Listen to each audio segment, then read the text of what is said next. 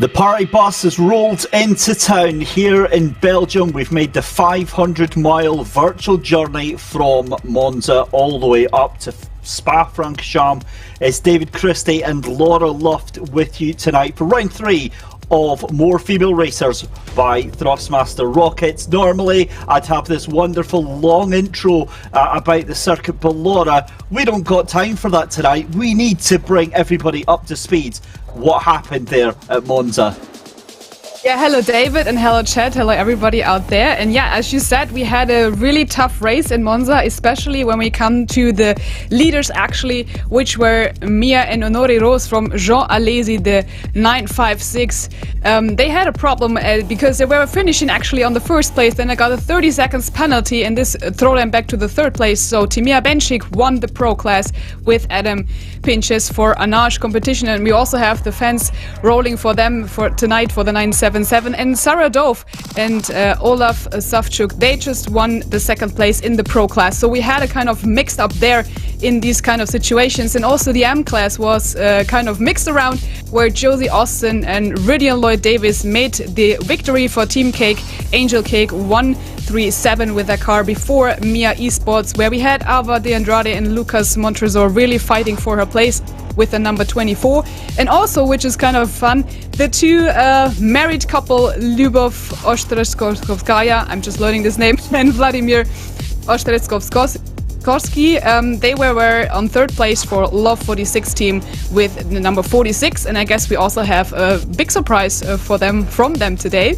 And when we look at the last ones, which are not actually the last, when we see the class standings here, which is kind of really tough in that championship if we look especially for the pros, because we had Mob 1 Racing, where they also had a close fight to getting the points. They are now in the third, kind of catching up on this position, and we had the Sarah Fair and Sebastian Handler duo, Team Cake Cupcake number 18 with the Pro M class, kind of mixing up and getting closer to them. They also had a very tough fight there, and second in this Pro M class was Marion Edwards and Shimon Salomon. They went up and down all the time and fought back also with Julie Redmond and Jonathan Lee, who came in for CMS Pro Purple on the 57 in third place Pro M.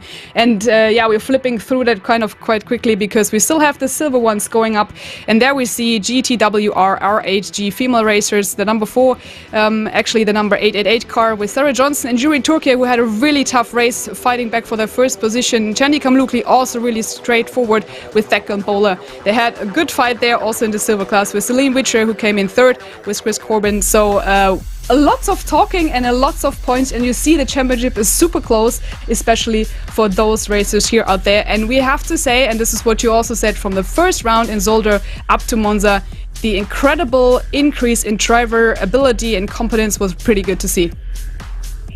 Wow, Laura, from now on, you're doing all the recaps. That was absolutely amazing. Right, ladies and gentlemen, apologies about that.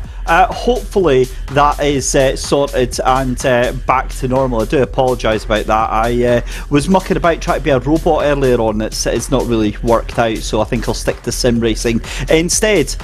Let's go then for a little hot lap round here at Spa. Hi, it's Любовь. Welcome to more female racers round on Spa with Lambo ST. I'm taking corners on high gears if I want to go more stable, and in lower gears in hot lap mode. Also, braking points and gear selection depends on aero settings. Heading to La Source, braking point is on 100 board. Notice light sport and grass. Turn in right before tire wall starts. Take this on the first gear and be careful with throttle and the exit.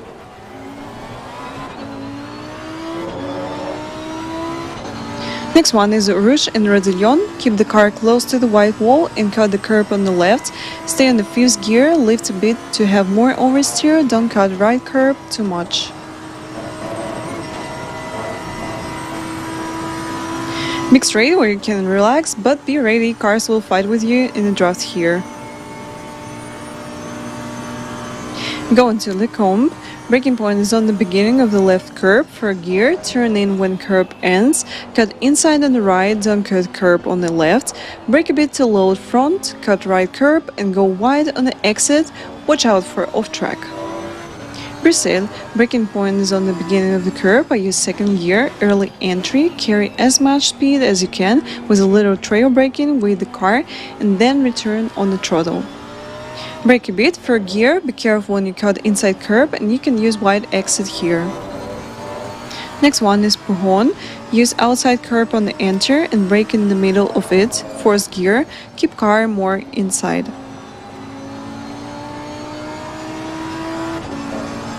Heading to Campos, brake on the beginning of the curb, turn in on the white line across the track.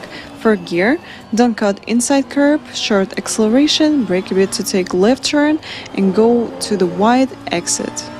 Stavelot, braking point is right on the curb, be careful with the off track on the exit, shift to fourth gear, then release the throttle to take the right corner. For now you can relax and get ready for the last part of Spa. Before Blanchiment, I'm going in 6th gear, then shift to the 5th to rise oversteer a bit, then go full throttle back. The last one is chicane, brake hard on the 150 board, down to the 1st gear, keep your car in the middle before left turn, don't cut big sausage curbs, you can use the curb on the exit as well. Enjoy the race and have fun!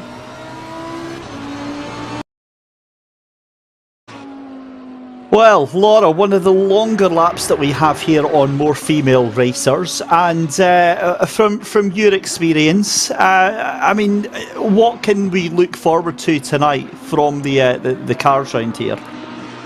Yeah, I think it's pretty amazing when we look, and this is what the fans are also asking for. How do you take Eau Rouge? Is it really flat out? I think that some might have to lift, and I was driving this year actually as well, the 12 hours race in ACC with the M4, which is of course not comparable to the Lamborghini Super Trofeo. But yeah, there we were kind of flat out, but still not fully, so I guess it's here also a bit not possible that they can do this at this time. But I think we're looking forward to really great first corner. La Source always kind of having tough fights and battles, but I think as they did it pretty well last time, also in Monza where it was quite tricky in the first corner, I guess we will have Radillon and Camel Straight where we see already some of the overtaking situations when they come back to Le Combe. And I love this track, to be honest, and I'm pretty excited who is actually taking the lead and going pedal to the metal. But we have seen such increase in this performance all over the place, so I think it will be really exciting tonight. For sure, without a doubt. Just looking at the cars on track at the moment, just to remind you about the qualifying session that we have here. It's split into two 10-minute sessions. So out on track, you can see on the left-hand side on the timing tower, the red cars and the black cars on the screen out just now. That is the Pro-Ams and the AMs that are out just now. The Pro-Ams marked in red and the Pro-Ams marked in black, and the AM's marked in red as well. So we've got a bit of a vested interest tonight, Laura, don't we, out there on the track just now, because our very own super sub himself, Mr. Michael Hamlet, out there in the 26 in the Moore Freaky Racing, teamed up with Sarah Moore tonight. Exactly. I was wondering what his actually CV description is. He's master of everything, and he's probably triple tasking. But hopefully tonight he only can concentrate on his race. Great to see him racing there. I'm pretty excited of what's going on his side. But what we also miss, we have withdrawn from the race. Unfortunately, is Mia Svensson and Chris Hortfeld, who are not racing for GTWR Female Races number 3. So, but I guess that we also have enough people to join still as well, which is kind of great. We have a new entry for the M class, which is free.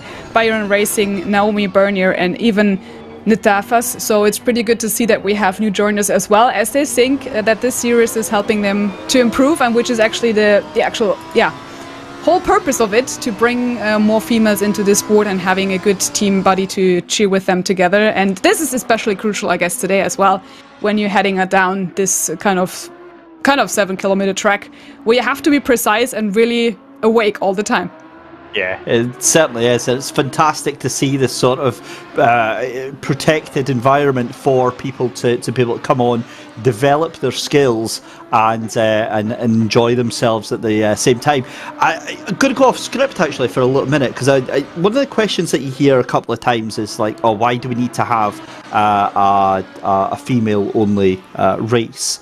Or like a dedicated female-only competition and things like that. And from personal experience, Laura, my partner plays a lot of online games, a lot of esports and things like that, and I never really got it until I actually went in a team with her, and you kind of see the sort of behaviour and the toxicity and the general attitude change that happens when you're a female online, not just in sim racing, but in all sorts of online games and things like that. And it really is quite eye-opening, isn't it?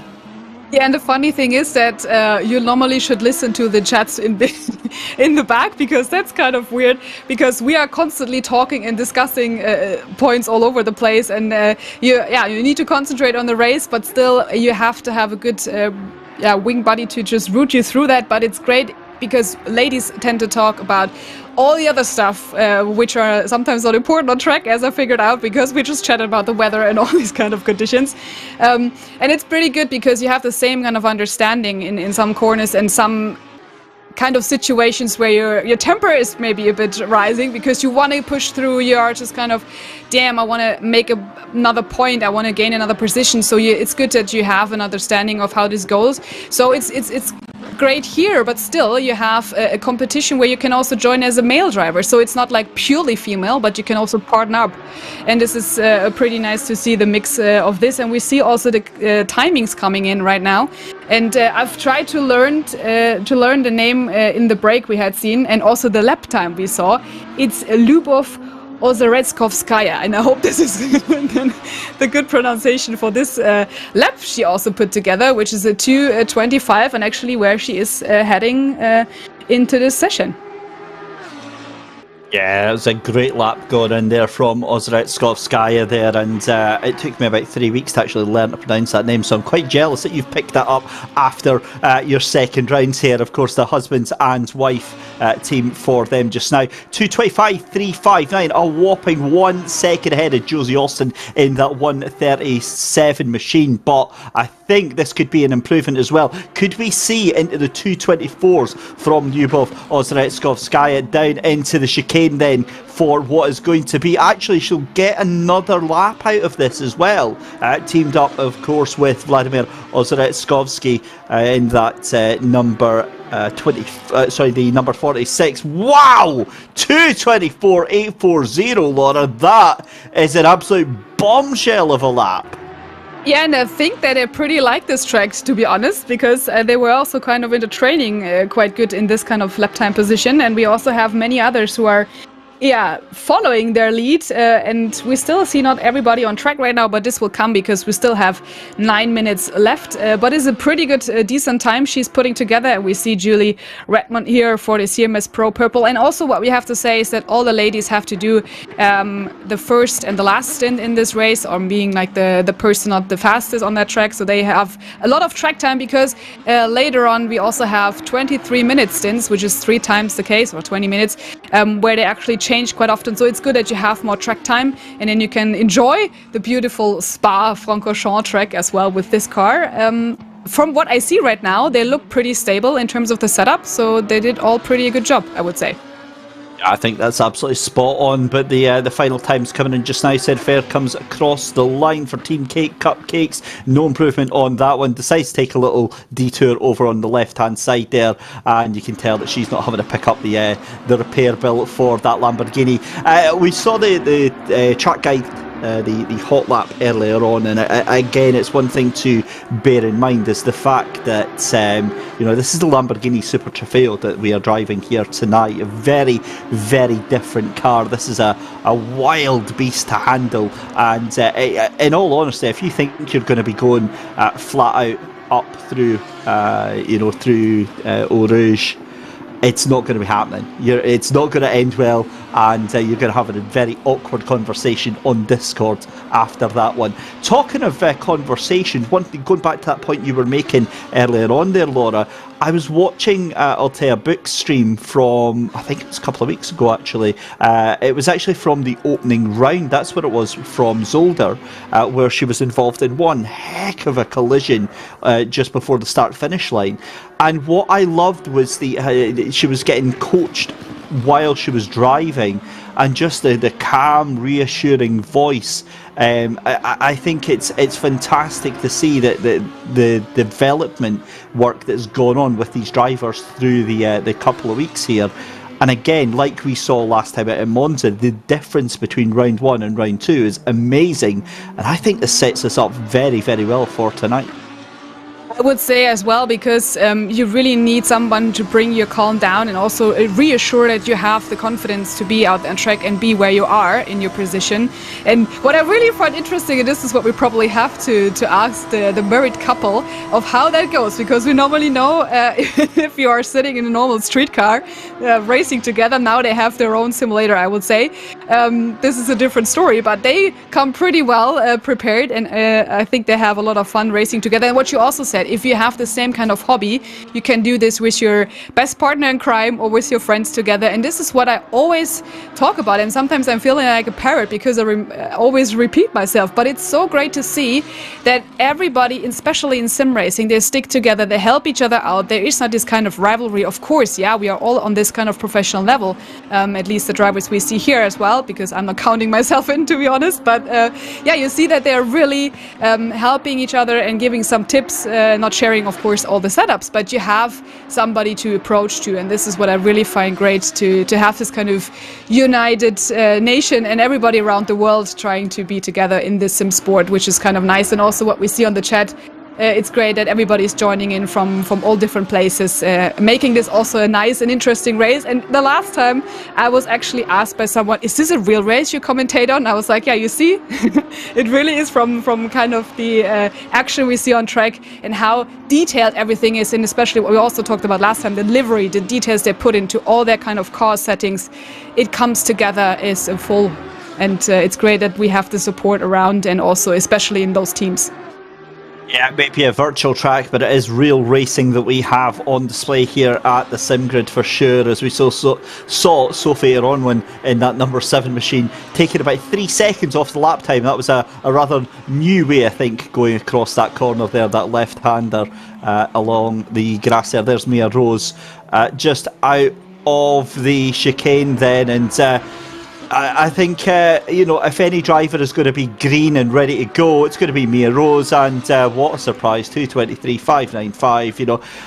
It's difficult to act shocked anymore when they put up those ridiculous times, but 2:23.5, I mean, Laura, what do you do with that? And even a Lou Gobi, 2:24.0, it's scary times that these pro drivers are putting in.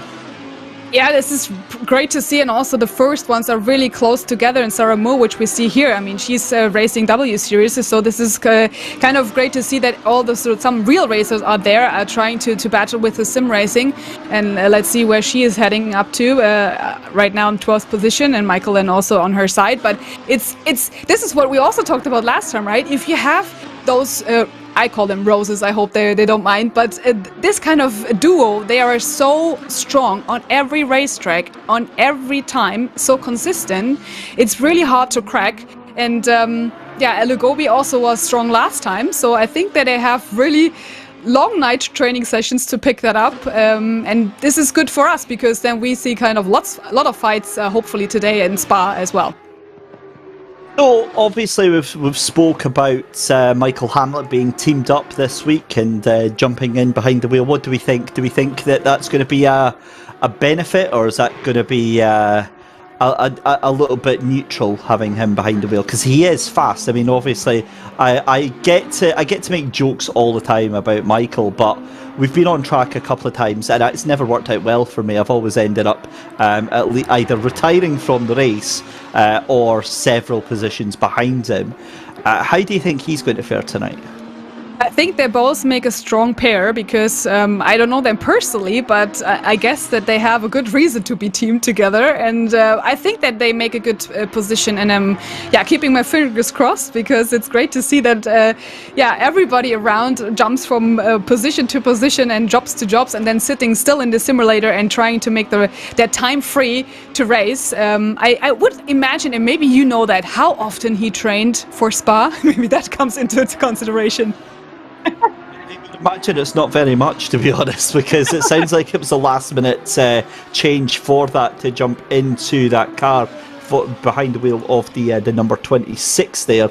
So we'll see how that one goes through the evening. Sarah Johnson, though, in that GTWR R8G coming through towards the final chicane. Sarah Dove is up into third place then. Lyubov, Ozaretskovskaya down into P4. Here comes Sarah Johnson in that 888 down in towards the chicane here. Decent lap there. 4.2 seconds off of pole position. This is almost certainly going to be up into the top 10, maybe even top 5 for Sarah Johnson. Comes out the final corner, goes across the line. Only enough to get P14. That's a surprise. Yeah, and this is Denise Pope. We had seen her last time where she was mixed up in the start, but now she's on 6, and this is a good position here for her to start the race. And also what we see kind of strong, that we have the strong AM teams, but of course it's great to see that they have improved as well. And Josie Austin also kind of always up and running in this position. And we see the 223 is not really battled. Elugobi is kind of close to this positioning, but we see not everybody is having all the kind of advantage right now, but it doesn't matter because we have still 1 hour race and also these kind of 2 mandatory pit stops. What I also found interesting, and this is great because Yvonne van den Berg is on number 10 and I was racing with her as well, and she's kind of having a good start this season now when she's coming up on this position. So it's kind of crucial of where you end up, and Ava de Andrade is also there. So we have all the big names from last time piling up in the first top 10. We certainly do, and we're also, Laura, joined by YouTube royalty in the chat. Random call sign with his 30,000 viewers has decided to join us. So a very good evening to Random call sign. That's one of my happier subscriptions here on YouTube. But as we go into the final minute of qualifying, then it is no surprise to see Mia Rose on pole position. Absolutely no chill whatsoever. 2:23.475 ahead of Elugobi in that number 21. Just in that, in fact, just over 2:24. In that number 21 Map 1 racing machine. Again, huge championship implications tonight because of what went down at Monza with the Roses getting that time penalty after the race and being stripped of the win. It's going to make it even more important tonight, Laura, that they get a good result. I mean, look, it's difficult to look anywhere past them right now, but it kind of puts all the pressure on them. Yeah, this is where everybody is talking about they being aliens in the Roses in that sense. But we also see that Timea Benchik, she was coming in 6th right now on the 977, so also quite good that she is moving up there, and we are finishing with the qualifying. So this is pretty crucial. Also Althea Book on place 15, and we also have Sarah Johnson on the 4, and then Celine Witcher on the 17, Sarah Moore in 18. So kind of interesting position in the first, let's say, top 20 to see where we have some overtaking situations directly on the Camel Straight, I guess, coming up for Le Comp. And I'm keeping my fingers crossed that this works out well for everybody, that they have no damage on the car. So, but let's see how this will be. And we are looking at Timea Benchik for the last corner she's taking. Yeah, she's just coming through. I think that's Bruel that she's just coming through just now in the 977. She's up considerably, about a second just now. That'll put her up into third place potentially. Losing a little bit of time there, so it might take her up to, she'll maybe take that 5th place right now. But what we do need to say though is the 46 of Lyubov Ozretskov-Skaya in that AM class car, taking 4th place in qualifying right now. That, even if Benchik takes that place, I mean, that is an absolutely stunning lap time for an AM class car, and a very, very good position for the race ahead. Exactly. Not sure what they have done. Maybe they found some extra boost in their car, but this is pretty decent. And yeah, happy to see them up in this 4th place running up. Really good. Out of Stavlo then is Timea Benchik, 1.3 seconds up on her previous time. That is going to be enough, believe it or not, to put her into 2nd place potentially. It all depends on how much of a run she can get going through this. It might be down into 3rd place, but this is looking very, very good for the number 977 Arnage Competition Imperium. Through the final chicane just now, all eyes on the number 977 of Timea Benchik. What can she do? It was a 225.4 before. Oh my goodness me, 224.027. Wow, Timea Benchik brought that one out from the last gasp there, Laura.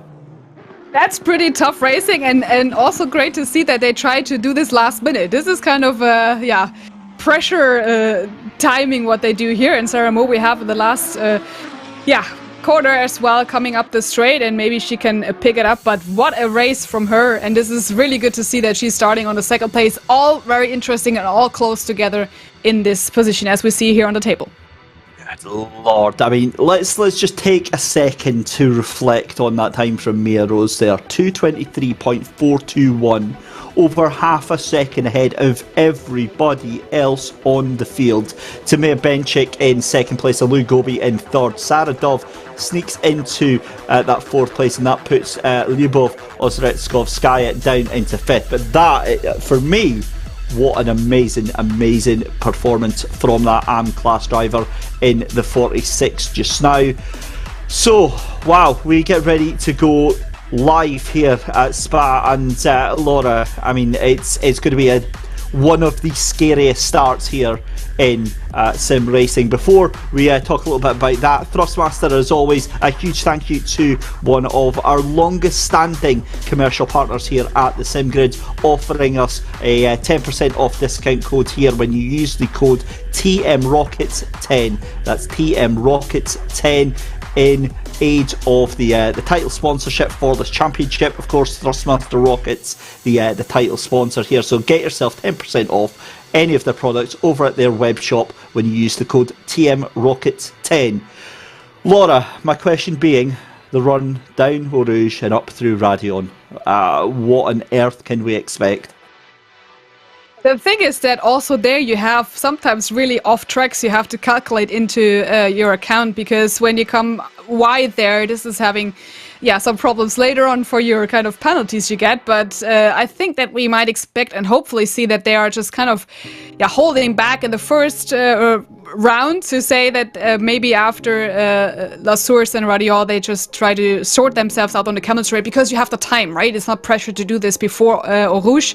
So I hope that they will have a good start, and they can do as well what they want to do, because having their kind of team, how do you say that? Actually, the positioning where they want to be on track, and then you don't have the problems with having your car damaged in the first place, but you have your strategy ruling out throughout the race and don't have to repair in the first corner.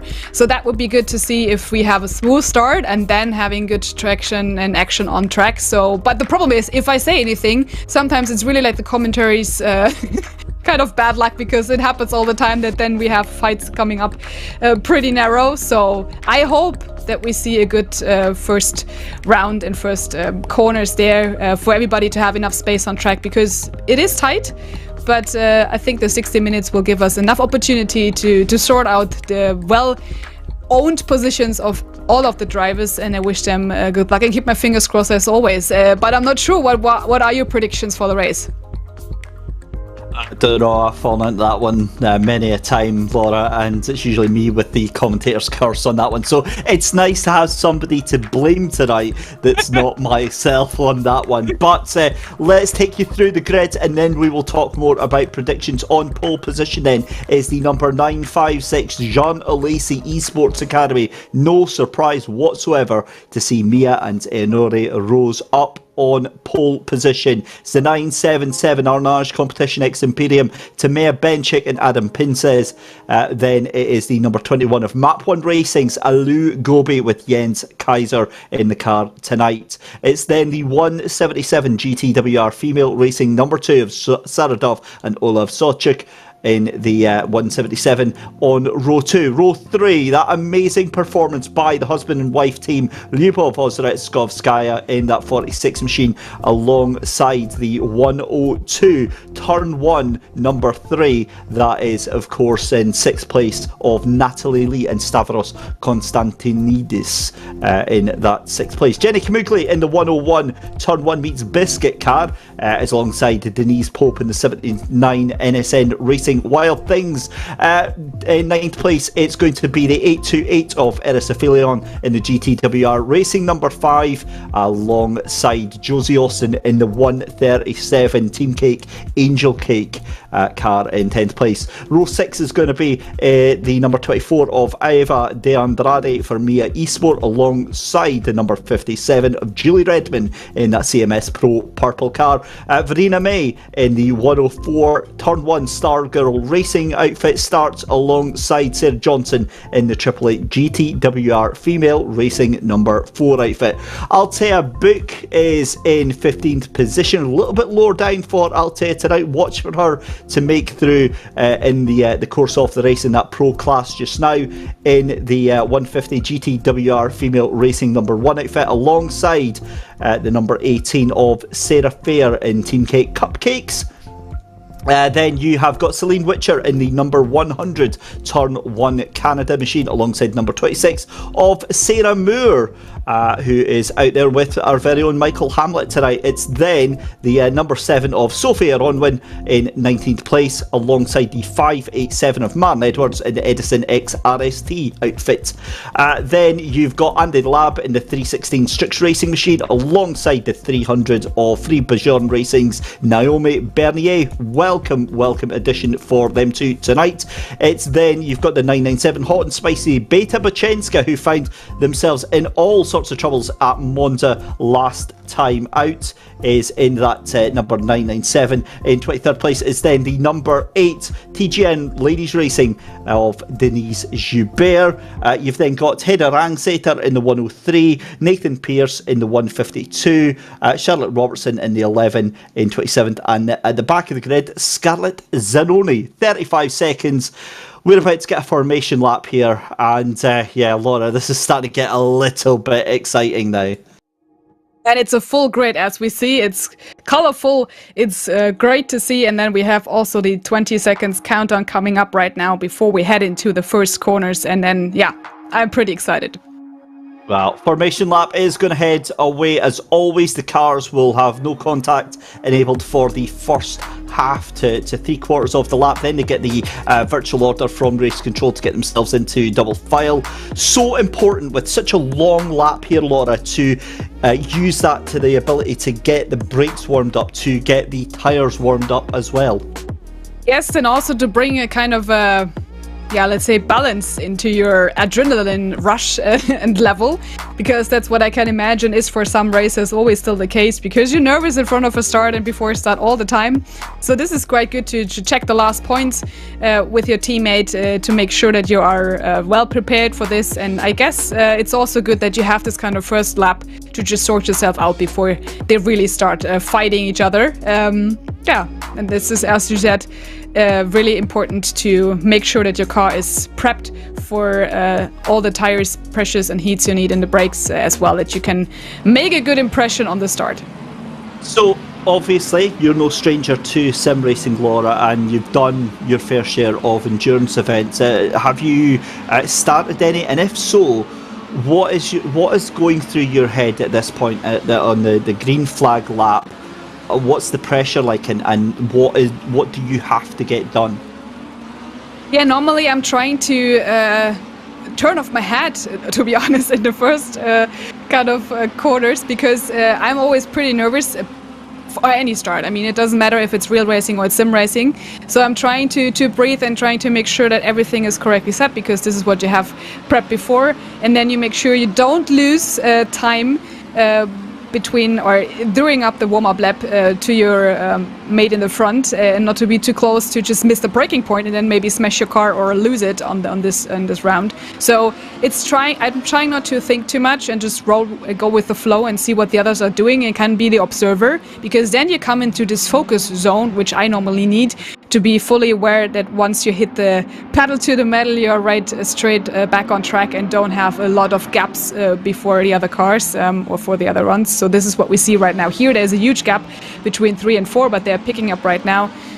So this is where you have to be assured that everything is working fine. And as we see, they are doing it pretty good, and it's kind of a cat and mouse situation where you try to make sure that you don't miss when they picking up the speed.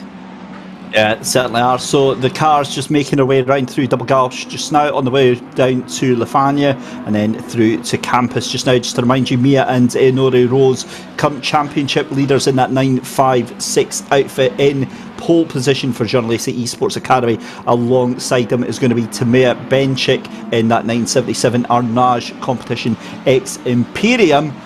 But yeah, let's get this done. We are just moments away from going live here at round 3 of More Female Racers by Thrustmaster Rockets here on the sim grid. If you like what you're seeing here tonight, as always, hit that like button, hit that subscribe button, and we will get everything going. As always, a huge thank you to our brand new partners over at ExpressVPN. If you value your privacy and want to keep yourself to yourself, you can get yourself 3 months free of their VPN service over at expressvpn.com/thesimgrid. That is when you sign up for a 12-month subscription. That's expressvpn.com/thesimgrid.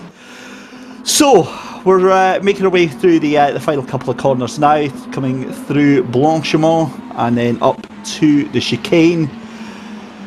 Just very quickly then, Laura, on a scale of 1 to 10, how excited are you? I'm super excited. It's a 10, definitely. I'm keeping my fingers crossed for everybody. What is yours?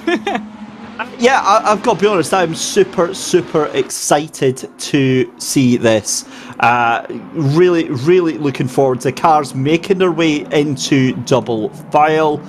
And yeah, really looking forward to seeing this. So through the chicane for the first time of asking, we see 13 rows, 26 cars making their way out of the chicane to get round number 3 on the go.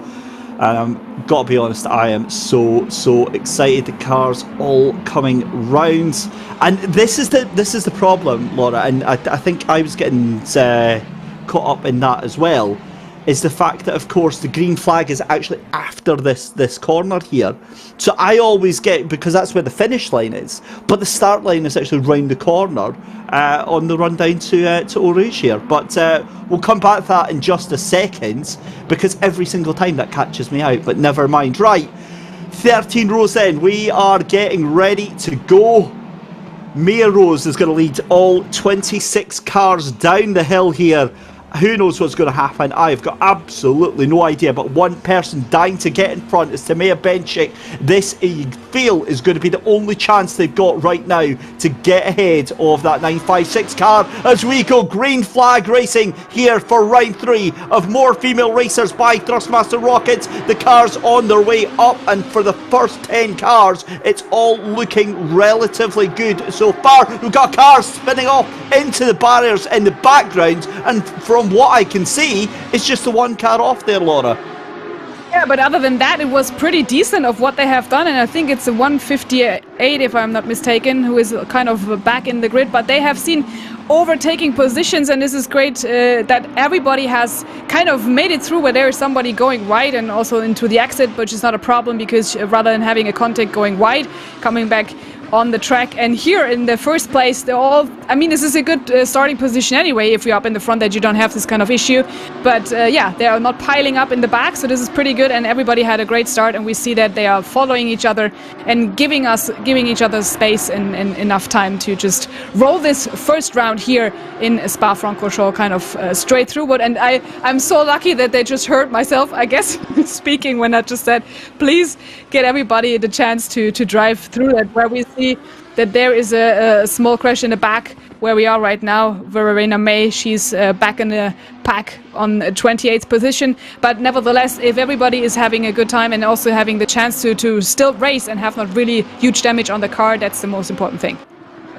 Yeah, 58 minutes left to go in the race then. And yeah, fantastic stuff to see. Mia Rose already opening up that gap, 1.6 seconds over to Mia Benchik there. But there is Yvonne Vandenberg having to fight it out as well. That looks like it's the 587 of Maren Edwards that is just behind her there, as we see Josie Austin up into 9th place as well. Oh my goodness me, this is a great start. Great to see so many cars still holding together in that main group there. Just looks like we've got the one casualty just now. Turn 1 Stargirl Racing of Verena May backwards into the barrier there at Radion. But again, plenty of time to recover and keep things going. But Natalie Lee here for Turn 1 Diablo Racing in the 102, currently trying to hunt down Lyubov Ozretskovskaya in that number 46 machine. And yeah, great to see. A fantastic start to the race here. We've got another incident. That looks like the 152. That's going to be the 24th place car that's caught up in that. That's Sam Pearce that looks like bringing out the yellow flags there. Yeah, we see that there are some already coming into the pit lane, which is Celine Witcher, unfortunately, there on the 27th place with the number 100. So she had to stop but we are on the number 103, which is Heather Rangster, where she's flying up Arusha. We had a spin behind her, and this would be, I guess, the number 102. No, it's a Triple Eight. Yes, sorry to jump in there. It was the Triple Eight that brought out the yellow flag there. That was Sarah Johnson in that GTWR Female Racing number 4 machine. So she's spun off, and it looks like there's more drama going on behind. As who's that? Naomi Bernier. You've got Sarah Moore, Sarah Fair caught up in that as well. My goodness me! Any thought of a nice calm race is pretty much gone. Yeah, that's why I'm just trying to look at the numbers, and also some others have lost some space, but still in the front kind of position, they are quite having enough space to race, and there are no further incidents, but still the overtaking is kind of taking place in the mid-pack. But overall, I mean, the overtaking here as well went fine for Naomi Bernier, which is also then the new joiner, which we have here in this for the first time in the M class with the number 300, which is kind of great that she's also right there in the 15th place. And we go back to Marion Edwards there on number 17 with the 587. And you see that they're really going wide and using all the track, but it's kind of okay to have all these kind of overtaking situations coming up in packs of 2 or 3 people. And we also see another yellow in the back of the grid, which is for me a bit small to read, but maybe I just need another screen for the next one. It's the same one. It's the 888 again of Sarah Johnson that has a second incident in that GTWR Female Racing number 4 machine. I wonder if there is some sort of damage on that outfit just now. But Beta Bachenski in that 997 hot and spicy effort did a decent start there, keeping things going, and now has Eva de Andrade in the 24 behind her for Mia Esports. So decent start there coming into the chicane. 55 minutes left to go, and it looks like all the drivers just starting to settle down. But I mean, Lord, I'm looking at that 100 car, and I'm looking at the gap, the 956, and the gap that they've got is almost 2.5 seconds, and we've only done 2 laps. Yeah, what a surprise, I would say. I think this is looking for a start-finish as they did last time if they have no penalties, but I guess that they have also a lot of rounds going through the pack and trying to overtake, but still here is also more space than in some corners we had in Monza, and especially more space than in Zolder. So I think that this would not be a problem for them, and they have, yeah, I guess the best strategy so far and also the best setup on the car, and actually they're having the same lap times all the time. So this is kind of crucial that you are consistent with the drives. But we see that at least Timea Benchik is trying to be there, and also followed by Alu Gobi. She's 1.713 behind. So the gap is also kind of great between Jenny Kamukli and also Natalie Lee. So we see that they're close together and still not losing any time on track and trying to push each other forward to follow the others in the lead. And this is the silver class battle we have coming up here. Yeah, cracking little battle. Jenny Kamugli for turn 1 meets Biscuit, trying to hunt down Natalie Lee in that 102. These are teammates in the terms of they both are on turn 1 racing's books. But yeah, I don't think there's going to be any love lost here. Here we go with a replay, and I'm going to presume that is the 150 right now that we're going to be watching here. That is indeed Altea Book, who goes up the inside there. Oh no, I was panicking there in case there was contact with a teammate. Oh, and that's contact into the back of the barrier there, and that is not how you want to get your race started there. No, exactly, but it couldn't be so close if you have this kind of mid-pack where you don't know where to go, and there she had a bit of space, but then you don't want to, she had to open up her steering wheel so that she just, but crashed then of course into the other one, and there, we have the 3 wide going on, and this is kind of cracking, but great to see that they were really together, and there we have seen the kind of cutting this, she came back on track and then didn't miss and see the traffic. That was why the incident was happening and piling up. Oh my goodness me, that is a melee and a half out of the exit of that corner there at Malmedy on the run down to Bruel. Goodness me. Right, Jenny Kamugli back to real-time action then, still hunting down that 102 car in front of her turn 1, number 3 of Natalie Lee. This is the run down, the long straight here, the Kemmel straight on the run down towards Lake Coombe, that right and left section where it takes you through to Malmedy.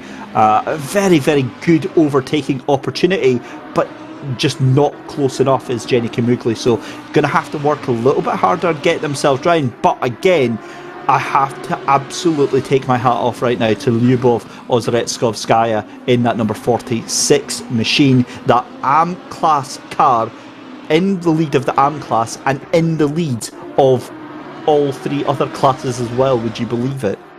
And pretty much she's so consistent in her driving style. This is also kind of pretty there to see that they have 1.9 seconds behind it, and also where we see Ali Gobi is trying to push Timea Benchik and coming closer over there. So the gaps are closing, and also Orban on the 10 is following Josie Austin on the number 9 position with the 137 car.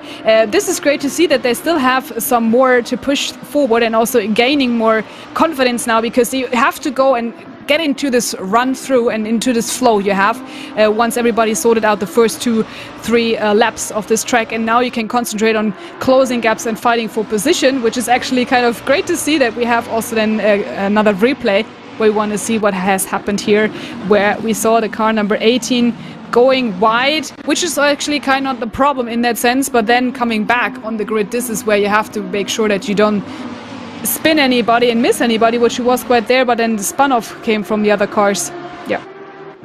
Yeah, good stuff. Right, so back to live racing then. 50 minutes left to go. Still Mia Rose ahead of Timea Benchik and Alu Gobi. Sarah Dove in 4th place as well. We've got a car facing round the wrong way there. That is Verena May again having trouble there. That is on the exit of Bruel. Gets going again, but so easy to get that corner wrong. We've got yellow flags left, right and centre. We've got the final chicane. That's the 101 of turn 1 Beats Biscuit. That's Jenny Kamukli, who's had a bit of an issue there, dropping back. That was trying to catch up onto the back of, now who was she chasing down there was Kamukli, because she's all the way down now, and I've got to be honest, I think that might be some damage for the 101 machine there. Yeah, I didn't see actually where she was heading towards, but she was up in the 7th and 9th place, where we also see Denise Pope right now, and we see on the battle right now with Sophie Ornwen on the number 9, in the position number 9 here, battle Josie Austin all the time back and forth. So I think that they also had a kind of situation there, and cars are sliding wide. But yeah, I don't know. I also think that, especially what we talked about in the first instance, that for those ladies in the back, Celine Witcher and Althea Book, and also Sarah Johnson, this was not great of what they expected to start the race with, but at what we saw last time, they don't stop fighting, just try to close the gaps as well, and we see the replay what has happened here. Have a look here. This is the 888 then of Sarah Johnson, who has, pretty safe to say, been through the worst tonight, Laura. Really had a difficult time to get going here up through Radion. Oh my goodness me, just loses it, and that is what happens, and very lucky not to hit anybody else. Wow. Yeah, the thing is that if you're having kind of these nervous cars, some people call it that way. I mean, it's all about the setup, but they're kind of tricky. Sometimes you think it's all good, and then at what point you really spin it, and you have no chance to get hold of them, hold the horses, so to say. But yeah, she made at least no other contact and didn't spun on the other side, because then you normally have a huge damage, and she just parked there with the rear, which is actually not that problematic, so to say, but still she has to roll all the way from the back in trying to close the gap. But we see all this fight.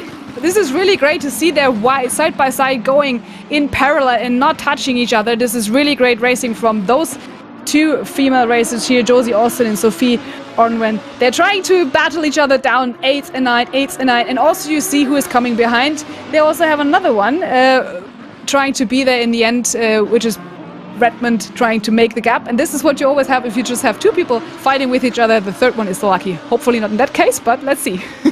My goodness me, that is what you call wheel-to-wheel racing here. Sophie Ornwen in that GTWR R8G female racing outfit, managing to get the better. They're getting the position done there.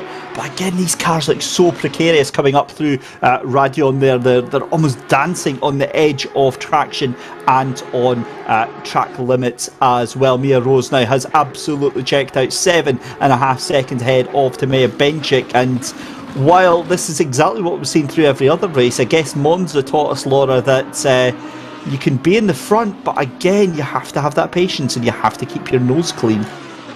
Yeah, and also trying to be consistent, because that is what in the end pays off for most of the drivers. If you try to stick out and don't fight, and sometimes it's even clever to say, okay, when I'm not really that, let's say, fast enough, and I just put my wheel behind the other one, and I'm just trying to follow the other ones in the slipstream, and this gives you more space and also more time to close up the gaps. Because if you hold each other up, even though it's a 60 minutes race, it's kind of a qualifying lap all the time you have to put together, right? Because your teammate is still coming up as well in the second stint, and also you have to drive the third one. But still, for these kind of 23 minutes, you try to at least fight for your position. But sometimes it's good to just let somebody pass and follow, and then you're maybe more quicker as well, and don't have the problem that you pile up others behind you, where you have to look into the back mirrors as well.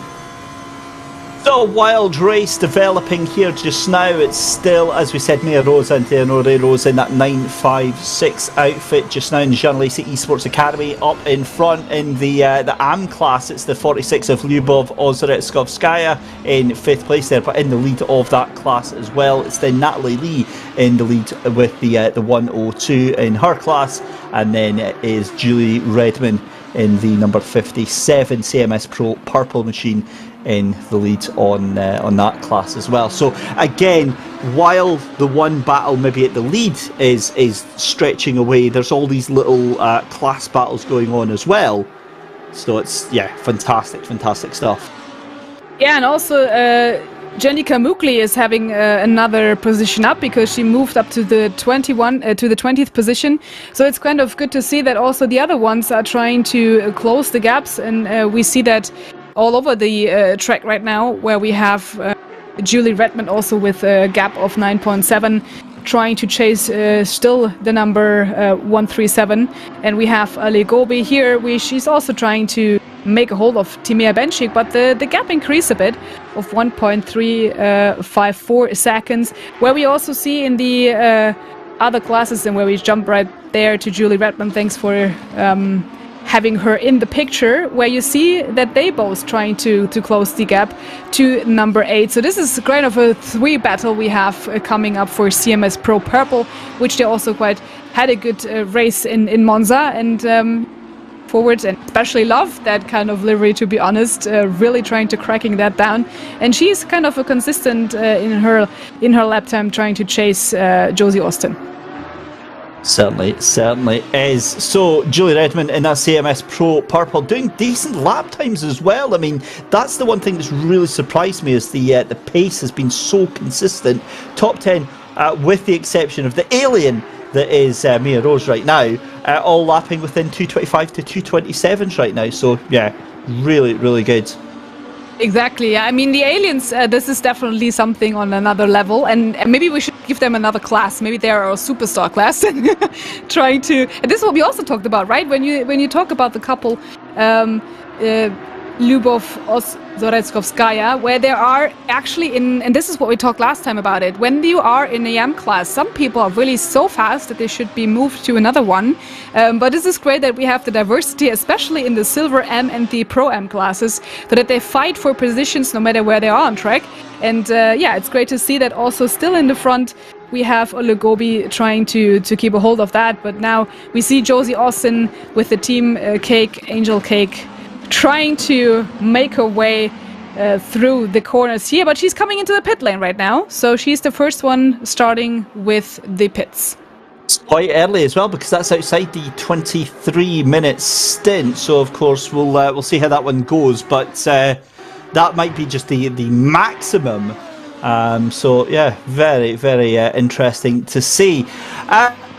Sarah Fair for Team Cake Cupcakes. I've got to be honest, right? And again, this is one of those silly little things. I love that whole team name. I love the family of Team Cake outfit. You've obviously got Team Cake Cupcakes. You've got Team Cake Angel Cake, Team Cake Mascara and Hope as well. It's quite a fun little play on words with the little team that they've got going on. And what I then realised is that the car colours and the car liveries all match the type of cake that they're going for as well. Yeah, I actually wanted to ask that, if they have all these kind of color matchings together, and that's a good celebration party in there, I would say, if they make up and score the points in the championship. But it's great to see as well that they form, no matter if they are in different kind of sub-teams, they still have a good, great, full-fledged team together where they support each other, which is kind of nice. And Sarah Fair is having actually, yeah, her time now to just making up her way, where she had a kind of a spun in the first round, but she's catching up the places pretty well, now in 11th with her car. So yeah, pretty decent drive that she's just making up right now. Yeah, certainly is. So really enjoying it to see this just now. 20 minutes gone just about in the race, and yeah, it's really good to see this going on. Sarah Fair, as we said, just also noticed the cupcakes on the back of that car. It's awesome to see.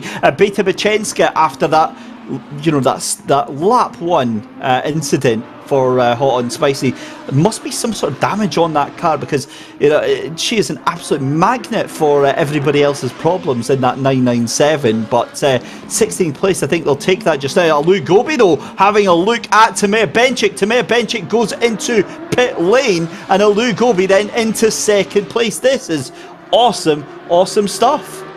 And also now that's good that she has a free lap. So this is kind of maybe the undercut overcut situation we sometimes also see, because she has to push right now, and maybe then also have the chance to get her place during the pit stop. So there is no holding back the horses, and she's trying to make her move. And this is good if you position well on track, where we have another car, kind of a bit of damage here, but this is Sam Pierce, who is driving for Red Line Check Racing on the number 152 in the EM class on the 22nd place right now, and still with 0.7 positions behind Zanoni. So this is also good that they are fighting no matter where they are on.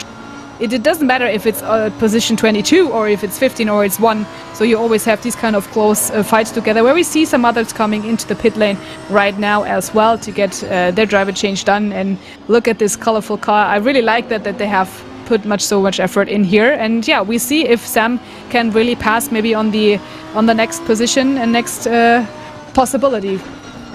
Yeah, we're just seeing the number 10 of Scarlett Zanoni. That is a bright car. And up the inside goes Sam Pearce. Oh, almost a little bit of contact there. And that car is not looking happy at all. It's dancing to the inside there.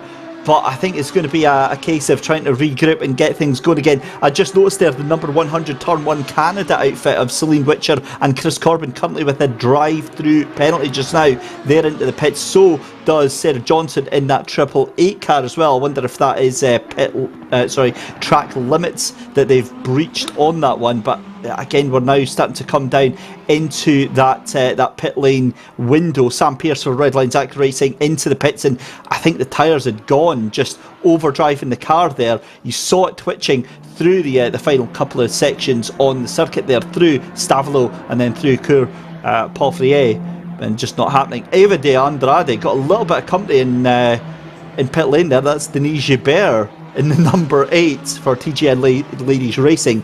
Yeah, that's a bit tight in that pit lane there. I just want to say they're piling up, and this is the longest pit exit. Sometimes you just really feel you can drink a coffee. This is what I've seen from Althea Book, where she also drank a coffee when she was driving out of Spa, out of this long pit lane exit. Sometimes you just even want to push another one and say, come on, please go faster. But it takes time, of course, and it costs time. But we have seen that also the leaders are now coming in, and also standing there in the pit lane, all the top 5 coming in there and getting fresh tires, fresh sets, and also then the driver change. And some people also maybe want to repair their car, no matter how damaged it is, and maybe it's better to just have a longer stint, but then having a repaired car in the end. Where we see Janika Mugli on the 12th place right now, just also trying to maybe squeeze some more time out of her car. But as we see, the track limits are kind of crucial today, and I pretty much expect that there are some more drive-thrus coming, I guess. Oh, you're just a bearer of great news, aren't you? Goodness me. Janika Mugli, though, under all sorts of pressure right now, as I think that's what the 977 right now. That is the 150. That is that's our very own Althea Book, who might have swapped over in that car that was a lap down. So that is now Giorgio Simonini that is in that car. So Althea Book having a pretty horrendous opening stint, down into 25th place, passing over the baton to Giorgio Simonini. But now we're going to start to see, and that is a drive-through penalty for Scarlett Zanoni in the number 10 as well. So plenty of drive-throughs right now. But the 150 is the point I was trying to make there. Going a lap down so early, I mean, that's not the best, is it? Yeah, but if you look at the strategies and also the timing and everybody puts in together, this is the track. If you have no consistent driving, sometimes in that case it can happen, and also good spotting there for the overtake situation here, or the lapping. So it's kind of frustrating if you're having a gap for the other cars and cannot really close it. But in that sense, you have to make your own race, right? You just cannot look at the aliens in the front and be frustrated, because it's even for some a steep learning curve. And this is where it's good that you just focus on your own race, trying to make the strategy right, and maybe also having what we saw last time, kind of these undercut overcut situations where they just thought, okay, we pit in early or we pit in late, and then you make good points. And if you are then in the flow and consistent throughout the race, sometimes it ends up that you have surprised other teammates over there, where you get a nice nudge from Adam there, but still not a problem there. It's a bit of kind of back and forth with both, but yeah, I think that the race controller is having also a closer look at that, and I'm pretty much guess I will be blamed later on, because as I said, the drive-throughs are coming, and unfortunately there are quite a sum for the car number 57, number 10 and number 24. But this is what Spa is potentially and normally kind of famous for. Oh my goodness me. I tell you what, Olaf Sochuk is not going to be thinking that was a nice little boop on the back there for the 177 as Pinches takes that position from him and gets that going. That was that was not the thing to be done. But just looking as well, because Jens Kaiser up in front just now, gone very, very wide. So does Olaf Sochuk. So the 977 of Adam Pinches going side by side, I believe, here with Jens Kaiser around the outside. Wow, you don't see that very often. Around the outside of Blanchimont. That was a stunning move from Pinches to take that position from the bright green number 21 of Jens Kaiser. We've got side-by-side action again here, the 828 and the 26. This is our man himself, Michael Hamlet, behind the wheel, like taking candy from a baby. Yvonne Vandenberg has just been absolutely mugged by Michael Hamlet, taking that 11th place and making it look oh so very easy on the way as well. Adam Pinches then coming out of turn number 1 for Arnage Competition X Imperium, that 977 on the run down towards Eau Rouge and Radion. We've got 10 laps in the book here, and no real surprises at the front of the field here, Laura. And also you see that the gap has pretty much decreased for the cars number 21 in 177, and this is where they lost the position in that sense, but they can still fight back. And it's great to see that they are all the three in the top 2, 3, and 4 are closer together right now, where still the aliens are gaining more of an advantage in that sense. But it's great that we have those three now together, and I'm pretty sure that they will swap positions quite heavily in that 23 minutes we might see from them, or 20 minutes. So this is great that we have some fights on the track right now, and especially the three together. And it's just also interesting to see of how they move through the pack and also the traffic in front of them, where they come close right now as well for the next rounds, where we jump back to Harry Conway in the car number 8 for 20th position.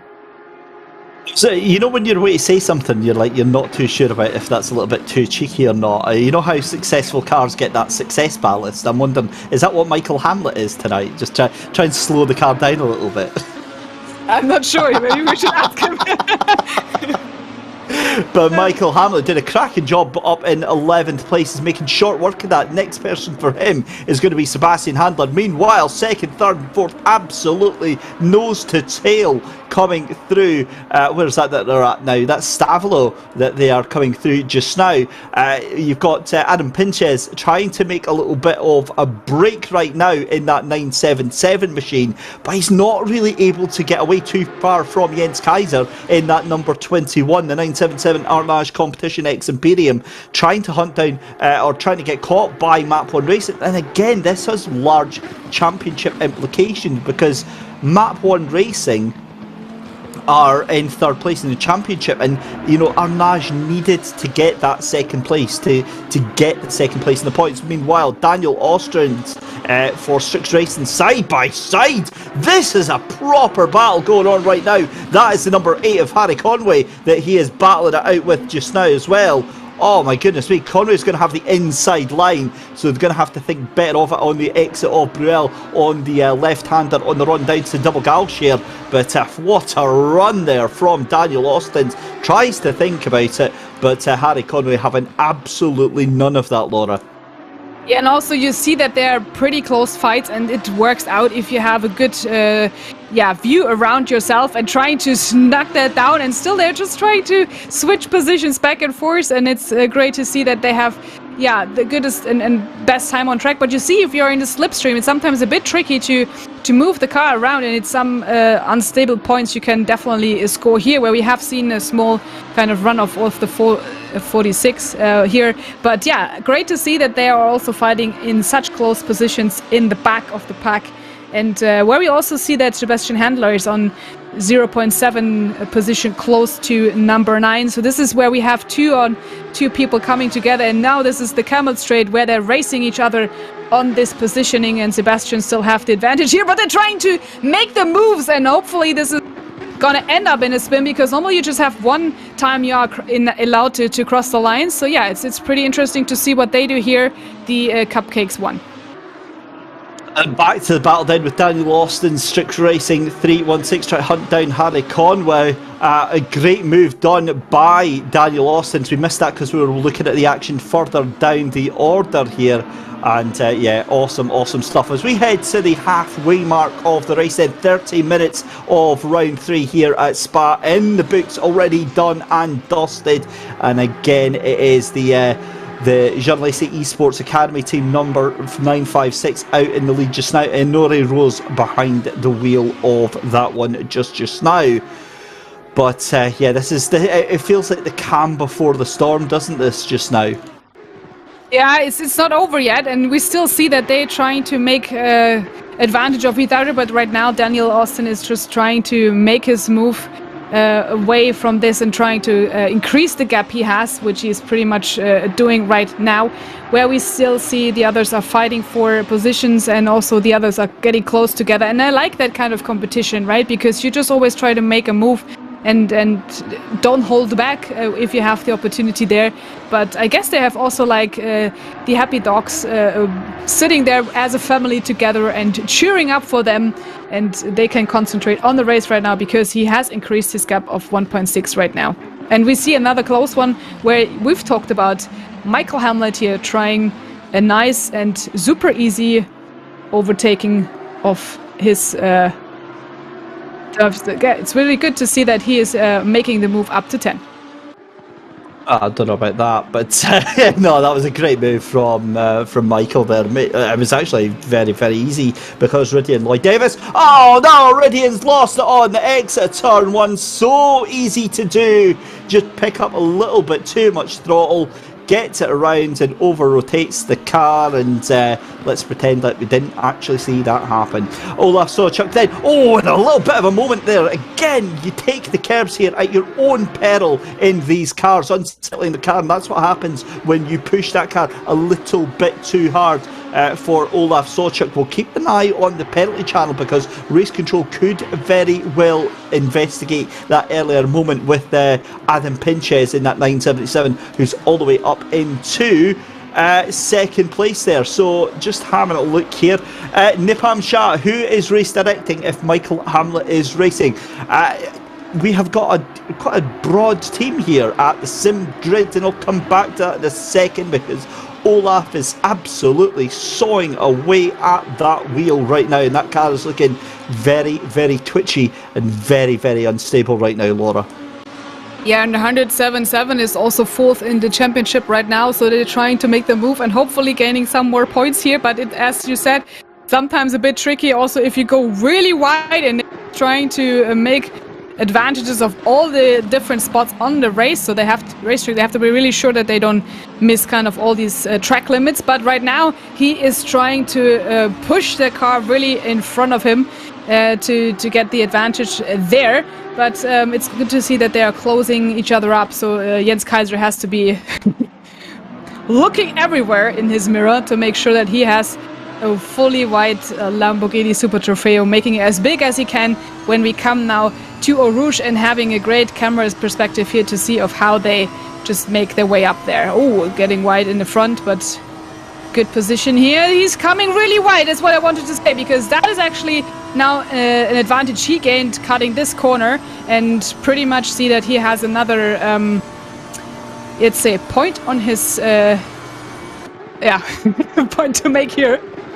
No, that is an absolutely spot-on thing to say there. So just to finish that one off for you, Laura, the drivers all get 3 track limit warnings. Once they hit that third one, it's a drive-through penalty, and that is almost going to be certainly one of those 9 lives used up on that for track limits here. Simon Salomon, though, again on Rydian Lloyd Davis there, straight up the inside into turn 1, gets the car stopped. Rydian tries to get the cut back, but I think that move is done and dusted unless Rydian can get the run up the inside. He's got slipstream. Olaf Sawchuk though on Jens Kaiser up the left hand side of double gouge there. Oh, there's going to be contact. There is contact, and predictably it's Olaf Sawchuk that is crying over spilt milk on that one. Tried to fire it up the inside.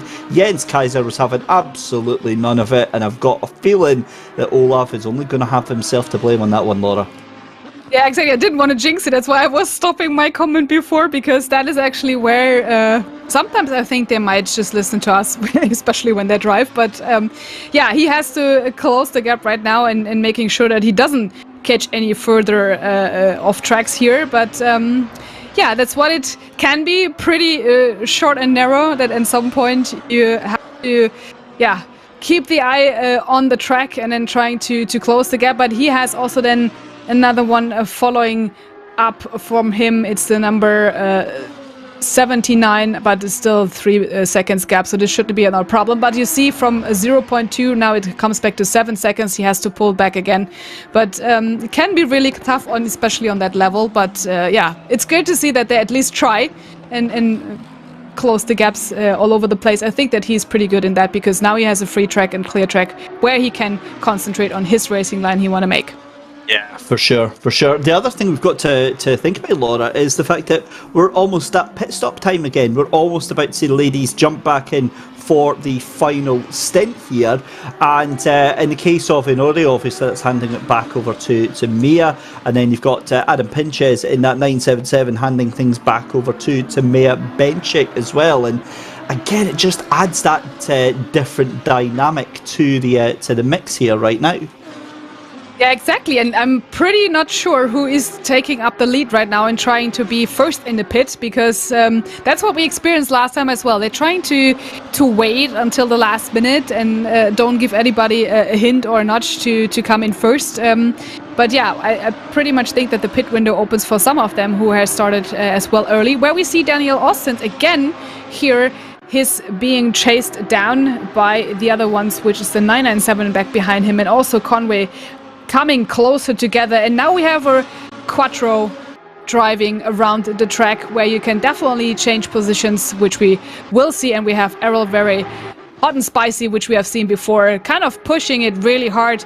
And we see the bus stop chicane coming up. So probably we have another round of excitement now when we go onto the next corners here, and having these kind of swaps in position. And this is great to see that they found each other back on track.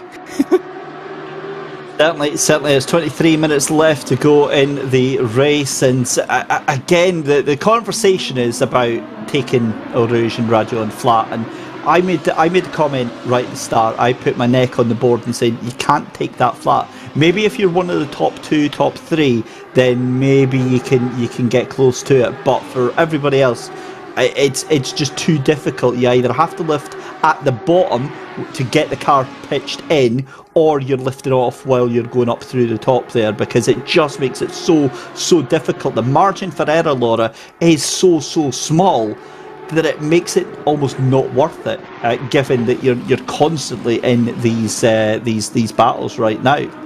Mehmet Kara is having absolutely none of it in YouTube chat, absolutely adamant that it can be done full fuel and completely flat. So I think we need to get Mehmet on and showing us in the next hot lap potentially. Exactly, that's also good if everybody has a decent kind of setup. And I want proof. Exactly, we want proof. Yeah, no, but this is what you said. It's sometimes really hard if it has to be 100% perfect or even more, right? Because if there is even 1 millimeter off your racing an ideal line, then you will lose the car or you will miss it, and then you have a track which is not actually worth it, as you said, because as you see right now here, right? If you can go wide, it's fine if you just have the space, but otherwise it's better to just wait. And also for overtaking situations, you cannot really overtake in Eau Rouge. Wait for the camel straight, because there is a lot of potential, and if you make this Eau Rouge Radion corners really pretty perfect, then you have a good and decent chance to overtake and the camel straight, and there is actually enough space. And this is why you also said you don't want to sacrifice, where we're also having here Errol going really wide and trying to sneak and find a position where he can make a move on to Bowler on the place before him. Hot and Spicy is kind of pushing it right now, but you have to be patient in that sense, because you see that Declan Bowler is kind of making his way through and trying to make his Lamborghini as wide as he can, of course. So it starts shouting and screaming there, because I noticed that Inori Rose has lost the lead, but then I noticed also that Inori is in the pit lane. So Mia Rose is going to be jumping into the car for the final stint. We get our final pit stops out of the way. Great to see that Ozretskovsky in that number 46 in the pit lane as well, handing things back to the wife Lyubov, who did a cracking job. However, look at this for a battle. Errol Verwey alongside. That is going to be Harry Conway in the number 8. Up through Rouge and Radion. Cool as you like. But Conway is going to get the run out of that corner here. Thinks better of it. Ducks back inside. And I've got to be honest, I think that is going to be the move done and dusted for Errol Verwey. Yeah, this is pretty much what we said. You can wait and make then your move directly there. Where we see and also have also discussed about that there are many coming in right now because the pit window is the time where you make the swap again, and also Jens Kaiser is in the pit lane as you said. And then we go back to Stavros Konstantinidis on the 5th place, turn in one Diablo who is actually in the 102, trying to close the gap right now. Not the 0.29 seconds of Taplin, and I guess that they will make it this round, and then probably they hand over back the car to their teammates. But yeah, he's lost a bit of rear here, and this is also important if you go down this straight that you just be close to your teammate in front of you, because then if you have a good chance of being in the slipstream up and right now here, that you can close the gap on the Camel Straight. But yeah, let's see how that works out. Yeah, exactly, and that's exactly what we're going to see here in the next 19 minutes in round 3 of More Female Racers by Thrustmaster Rockets here on the Sim Grid. As always, a huge thank you to Thrustmaster for their incredible support for this series. As always, you can get a 10% discount if you use the discount code TMRockets10, as if by magic it appears on screen. 10% off discount code when you use the Thrustmaster web shop using the code TMRockets10. So let's back to this battle then with Harry Conway. Tries to fire on the inside, outside of Errol Verwey. Surely that's not going to work. Surely that is not going to work. It does work because Verwey is into the pits. But I've got to be honest, I think Conway was going to get that move done as well. Exactly, it was just like, he's not holding back his horses. I mean, he was pretty straightforward that he said, this is my corner, pretty decent drive from here. But yeah, it was lucky in the end that there was no contact, because when you open up the pit lane, this is quite good. But I'm not sure if he indicated it before, because some drivers do, but maybe he was trying to make his move. But yeah, we see that he is now on 4th positions, but as we see then when everybody is having the new tire sets and also the swap drivers, then we see of how the standings will be close in the end. But we have seen that also the other cars are quite in some close fights together on the position further down the grid. So it's great that we have, especially here, Harry not giving up. Laura, so I was waiting to jump in there. What on earth has happened here? Hang on, because I need to get my head around this. Alu Gobi is in 11th place and has done the pit stop and is ahead of Mia Rose on the time screens. We'll need to see if that actually updates and is correct, but it's reading like Alu Gobi is about 8 seconds ahead, or at least 8 seconds ahead of Mia Rose. How on earth has that one happened? I actually don't know, because normally they should not have lost so much in the pit lane, and I'm always pretty trying to wait for the timings to go right straight back. But this is actually something we might missed there, because I haven't seen any kind of mistake she did. It could be a bug in the timing tower. The timing tower does take about half a minute to update itself here, but from what I'm seeing, I'm checking pit wall. It's this is bizarre if that's the case, but it is what it is. We'll keep you updated on that. In fact, I can confirm the 21 Jens Kaiser is ahead of the 956 of Mia Rose. But if Alu Gobi can get past, then that means that quite potentially a couple of other cars can get past. That's a very, very strange turn of events here, Laura. I'm not sure as well, because if I'm seeing that correctly, she has maybe a bad internet connection. Is that what we can see from this kind of pinging on her side? Hopefully there is not the problem with the internet, because that's actually totally weird, because they had a 14 seconds lead when they just came in right now, and this is really strange that they have lost it that far behind. So hopefully then we can get at the end a kind of a situation where we can speak to them of what the problem was here with this kind of overtaking, where we see they are now on 13th place, but they're still driving. But yeah, this is what we definitely have to discuss with them in the end. But you see the car is a bit smashed, but I hope that they didn't have a touch with the wall, as you see. Now, wait a minute, because look at Benchik and Sawchik as well. They're way ahead right now. Luke Gobi, well, again, what we'll do is we'll wait until the pit stops actually go through there, because to me and Benchik showing up in 6th place, but having completed, more importantly, that lap time as well in the 977. So, I mean, ultimately, this could be monumental for the championship. And again, I've got to be honest, this is the current order right now. Timea Benchik, from what I can see, is in the lead of the race. After we get the pit stops done and dusted, because I think that by the time that Rob Taplin comes in, Konstantinidis comes in, Chapman comes in, Hamlet comes in, and Zabrowski comes in, Timea Benchik in this at 977 is going to be in the lead of the race. And not only that, Alu Gobi is going to be in 2nd place. So this is a huge development for the championship and might actually change your leader going into round 4. Yeah, exactly. And this is actually where we have to check what Timea has been doing the magic on, because in their pit stop strategy, I guess they were super right in that sense as well, to kind of sneak in where they have this kind of overcut undercut situation maybe playing into the field. And as we've seen them on track, everything is spread out quite evenly. So this was a smart move then on their side and having a consistent lap time all through the race. But this is definitely what we need to check on with Rose and Maria and Aurora Rose to see what was the problem here, because normally they are super consistent and don't give up their position in the front, and we also haven't seen any kind of really kind of situations where they had a kind of drive-through, but it seems that their pit stop was quite long. I'm not sure what they have done maybe there, so this is up for us then to discuss with them later.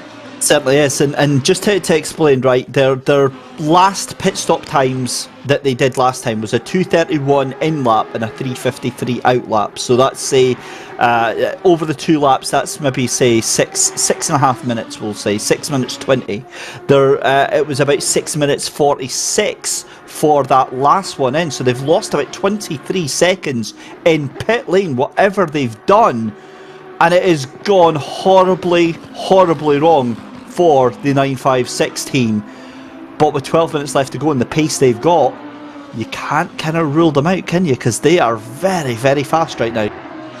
They have not really the problem with the traffic. Maybe that's the magic they can still do, because the 7 seconds are what they definitely can close by. But this would be, and this is actually what we normally love to see, because in this kind of dominant race, they have the chance to still swap the cars in those 1, 2, 3 places. So it's great to see that there is not this kind of dominant right now from the start, yes, but then if there is a small tiny mistake you do, then you have this kind of situation where others are still waiting for a position, where we see the car number 46, Lyubov, is also trying to really smuggle that down and making her move up to Yvonne van den Berg.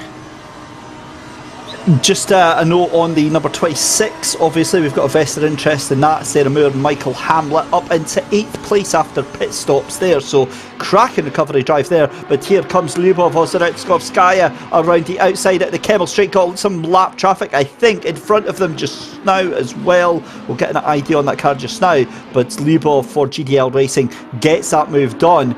And wow, makes it look so simple and straightforward as well. Beta Bachenska into turn 1, and again caught up in the wars in that car. It's looking decidedly second hand here. Yeah, but pretty amazing drive of what we have seen here, and I didn't expect that Spa would actually be the turnaround in this championship, that you have all the cars battling across the field and making surprises for us today when we look at the grid and also the overtaking situations in the mid-pack. This is great to see that we have this kind of diversity throughout the race. I'm looking at the YouTube chat. Alexander CR is going straight in with the savage mode there, saying that the Roses obviously had Bottas's pit stop team. That's too soon, mate. Come on, that's too soon. But I mean, that is absolutely heartbreaking for the Roses. And again, it's difficult joking about it because we're here to be entertaining as commentators, but. I mean, Laura, in all honesty, as sim racers ourselves, it is absolutely gut-wrenching when something like that happens.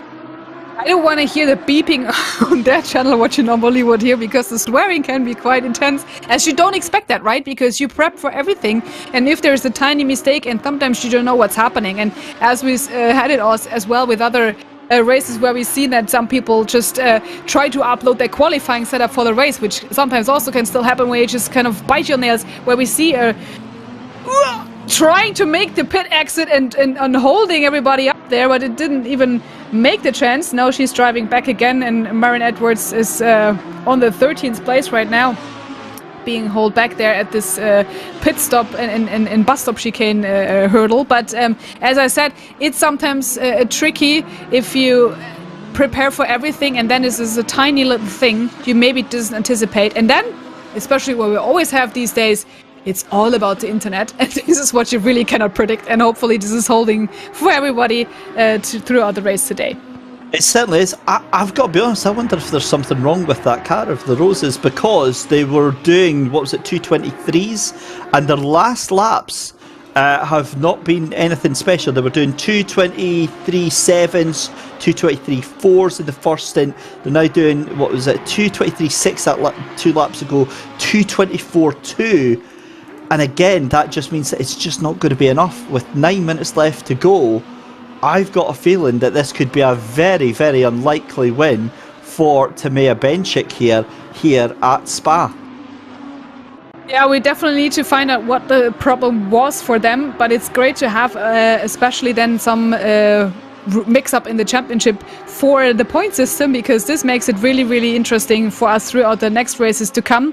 And I'm pretty much looking forward. Althea Book is also still in the pit lane on the 22nd place, where we have Natalie Lee also as well here in the silver class battling for the second position, then with Denise Pope on the 79 in front of her. So she's also trying to close the gap, and it's also great to see that still for the last minutes, we have 8 minutes to go. There are still battles all around the track where you definitely see some improvement, and also where drivers trying to close it up, because some points are 1.2 seconds, 2.9 seconds. So you still have the option and the possibility to make mistakes around the track, but to also gain places if you kind of keep your head down, what you said in the beginning, and trying to, yeah, as you see right now here, making your racing line as you need to.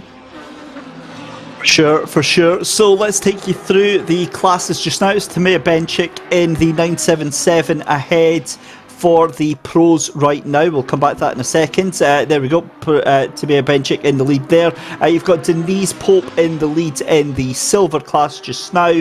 You've got Sarah Fair in the number 18 in the lead of the Pro-Am. And you've got Lyubov Ozretskovskaya in that number 46 in the lead of the amateur class as well. And the other thing I didn't even think about, Laura, is that this now means for Timea Benchik and that number 977 machine, that is going to be back-to-back wins for them, because they took the win last time out after the race was done and the penalty was handed out, but this is going to be their first win on track for our Nash competition X Imperium. Yeah, definitely. And normally what you have is you have for each class, which is actually quite good, until the 12th place, still some points. So this is also great to see what we have here as well. Going a 3 right, trying to make the move on the inside line, but this is not going out to play for Julie Redmond here on the place number 17 with the 57 car, trying to make a move of the AM team, which is Bernier in that sense. But yeah, I think that the point system is really shaken up right now, and this makes it interesting for the championship also, having not the super favorite role right now. Everybody can actually be in this first position and in the first places, which is kind of nice. Yeah, for sure. So from what I'm seeing here, it's 8 points is the difference between first place and a third place here. and that would be enough to put Arnage Competition X Imperium into the lead of the pro standings by 3 points. So Arnage Competition Imperium, if this was to end as it is now, would take the lead of the Pro Championship by just the 3 points just now. So yeah, amazing turn of events here as well, because that also means that Map 1 Racing come in a little bit closer, because they get that'll be 4 points over the Roses just now, and in fact that is enough to put them up to 39 points, but it's still looks like, yeah, so try to work everything out behind the scenes here. So they would get 5 points more than the Jean Alesi esports team, which would bring them 2 points behind. So it's very close at the top. I mean, you've then got the top 3 teams at the end of tonight, Laura, by my calculations, split by just 5 points. Yeah, this makes it really tough for the next ones, because you actually have no time for failure, right? And this is where everybody needs to revise what has been done in this race and what's the strategy for the next one, where we definitely also see that Natalie Lee is trying to close the gap as well again for Denise Pope here with 0.265 seconds. And also we see that at least Maria Rose is coming with at least she closed the gap for 5 seconds before Ali Gobi, but this will not make it out in the last 4 minutes for her, although she's trying to push right now in closing that gap. But Natalie Lee still has the chance to overtake. Yes, cracking effort going on just now. Natalie Lee looking very fast in that machine down through the right-hander. That is at Lefania down to Campus just now. And again, trying desperately to catch up to the back of Denise Pope right now to take that class victory, and then try and get some as well. This is Lyubov Ozaretskovskaya in that number 46 machine on the back of the 10th place Hedda Rangseter in the 103. That's the Turn 1 Norway car. Again, Hedda has been at the forefront of all sorts of drama through the season so far, and quite often absolutely nothing to do with poor Hedda there. But look at Lyubov is just taking nothing for granted right now. Tries to fire it around the outside. You have to be kidding me. You have to be absolutely kidding me. There is no way that is an amateur driver move. What a stunning overtake from Lyubov Ozaretskovskaya. That was incredible stuff, Laura. Definitely, that was pretty decent, and she's actually having a smart movement on track, right? She's just making it right, and to see where the opponent has a kind of gap, and there you see how fast she is. This is incredible, and what they did, and probably I think this is their lap and their race actually here in Spa, and pretty sure that they have this as their major track where they trained on, I would say, because this is pretty decent drive from them. Absolutely fantastic drive from them indeed. Verena May, it's been a difficult evening for Turn 1 Stargirl Racing. The 104 outfit sharing the car with Trevor Jackson. They're down in 25th place, caught up in that first lap shenanigans, and it just wasn't to be. Meanwhile, your race leader in the number 977, of course, Tamea Benchik, just getting past some lap traffic there. The number 8 car has just been gotten past. That's Denise Joubert that gets things done just now. Bilbo Swaggin saying MFR is better than Monaco. Don't at me. I don't think there's any question of that. We've had overtakes, we've had excitement, we've had drama, but at least Monaco's good for getting you to sleep if you're having problems with that. A minute 50 to go in the race. This is your race leader, Tamea Benchik, for Arnage Competition X Imperium, to go and start the final lap of the race, just coming up just now. It's been an effort and a half for Mia Rose in the number 956 Jean Alesi esports car. 2:23.682 has been lapping consistently, 2 seconds a lap faster than the 2 cars in front, but it's too little too late. It all comes down to the final lap, which is about to get underway just now, as we see the 977 of Tamea Benchik just into the next corner. Of course, a split start finish line, so she's already started her final lap just now, and it's a case of can it be done and dusted. an unlikely win and an unlikely turn of events that turns the championship on its head here for more female racers by Thrustmaster Rockets. We're still watching Julie Redmond here in the CMS Pro Purple number 57 machine. Laura, it's just been an incredible night of action here.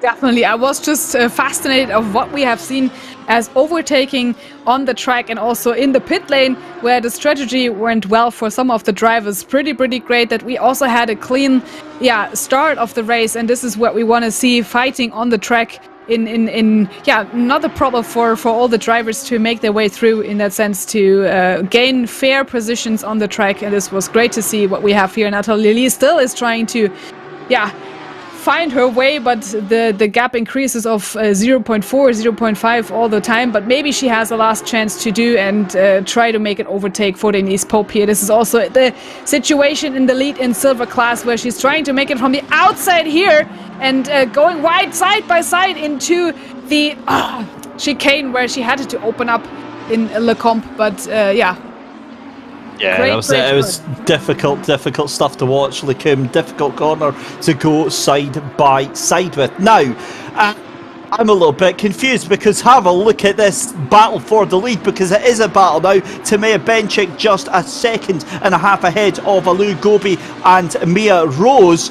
And this could go all the way down to the line. This is through the final couple of corners just now. Through Stavolo we go, and cut full screen then to your current race leader. Tamea Benchik may have just done enough coming through Blanchimont. I think it's a done deal. It's in the bag through this final chicane, as long as the Arnage Competition X Imperium car doesn't make any mistakes going through this final chicane. It's going to be a wonderful, unexpected victory for the 977 team of Tamea Benchik and Adam Pinches to take round 3 of more female racers by Thrustmaster Rockets. Second place for Map 1 Racing of Alou Gobi and Jens Kaiser. But what on earth happened? Mia Rose and Leonore Rose in that 956. Jean Alesi Esport outfit coming home in third place, and your new championship leader is that 977 Arnage Competition X Imperium outfit. We go back then, Denise Pope currently in the lead of the silver class just now, ahead of Sophia Ronwin. Natalie Lee tries to fire up the outside, outbreaks into the chicane. That was never ever going to work, and Denise Pope crosses the line to take silver class victory. It's been a spirited and absolutely fantastic affair for Lyubov Ozretskovskaya in that number 46 outfit. Does she have time to make one last move right now? Because it's Sarah Fair that's up in front just now in that number 18 outfit, and that is for the Pro-Am team. Cake Cupcakes fires up the inside. Lyubov Ozretskovskaya. Oh my goodness me, that is outrageous, Laura. Just absolutely nuked from orbit, got the move done. Wow. And she has no scruples at all. She's just trying it in the last one. This is pretty great what she has done. And the team, especially throughout the day, being on 9s right now, pretty decent drive.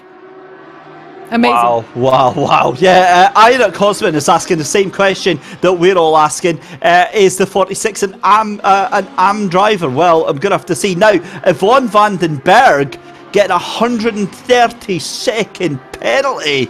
That is going to put the 828 out of any contention as well, along with Eris Aphelion. And Yvonne van den Berg still behind the wheel and hasn't changed back to Eris Aphelion, so I wonder if that's why, because that GTWR female racing number 5 outfit get a huge penalty there, Laura, and will almost drop them out of the top 20. Yeah, this is also pretty, kind of, I don't know what to say, because if that's happening in the last corner, there has been kind of a big issue all through the race here, but we just have the final standings, and it was pretty great what we have seen in Spa-Francorchamps. Actually, I'm still amazed of what they have done on the track with the overtaking, and I had a lot of fun seeing them drive and also pushing the cars around where actually you thought there is no space at all, but they made it happen. Absolutely fantastic stuff. We'll have to get a copy of all of the different class victories and all that sort of stuff in just a second. But a wonderful race there. Round 3 is done and dusted in the books. Timea Benchik and Adam Pinches for Arnage Competition X Imperium Racing in the 977, taking back-to-back victories here at Spa from Imola. And wow, what a season this sets things up for, Laura, because obviously we move in just a couple of weeks' time to Kyalami on June the 7th, and we've got 3 races to go. We've got that public vote track at the end of the season as well. I mean, who knows what is going to happen? Yeah, exactly. And I mean, we have also Brands Hatch in there, which is also kind of a small track. Kyalami, actually a pretty nice one where you also have chances to overtake and also kind of, yeah, pretty narrow corners you have to race on. But I'm pretty much looking forward to it because that's actually another track everybody normally does and train on in the normal calendars they have all the time. But Brands Hatch is also kind of pretty close for them to fight on. But I'm super excited as well what the public vote is then coming into play, and where we have seen the race start hurdles on the track after the starting line still coming in with the pictures we see here, where also then the interview guests are coming for us, that we have the chance to speak to them, because that's what we also want to know, what has been the crucial part right now to make the lead here for Timea Benchik, which we have seen, and his partner in crime, which is Adam Pinches. Well, let's go and have a chat then. Timea Benchik and Adam Pinches in the waiting room. Let's bring them both in.